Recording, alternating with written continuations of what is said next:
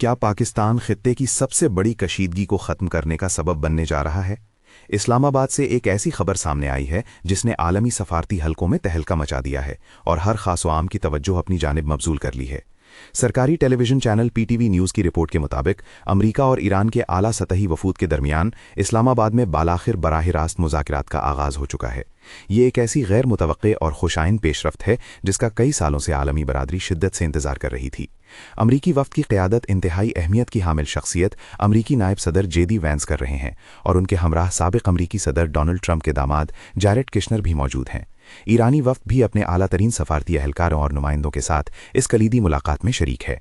ये मुज़ाकरात एक ऐसे इंतहाई कशीदा और नाजुक माहौल में हो रहे हैं जब अमरीका और ईरान के ताल्लुकात कई दहाइयों की बदतरीन सतह पर पहुंच चुके हैं। खलीजी खित्ते और मशरिक़ वस्ता में पाई जाने वाली हालिया कशीदगी ने न सिर्फ इलाकाई अमन बल्कि आलमी अमन को भी शदीद खतरे में डाल रखा है। ऐसे हालात में पाकिस्तान का दोनों फरीक़ैन को एक मेज़ पर लाना और बराह रास्त बातचीत का प्लेटफॉर्म मुहैया करना इस मुल्क के सफारती किरदार और बैनुल अक़वामी असर व रसूख़ की एक बड़ी कामयाबी है।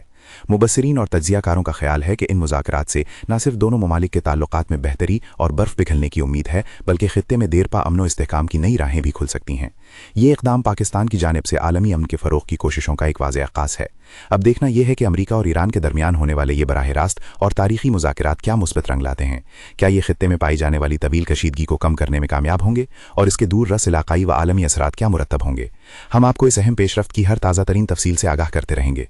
मज़ीद मालूमात और तज्ज़िये के लिए हमारे साथ जुड़े रहें।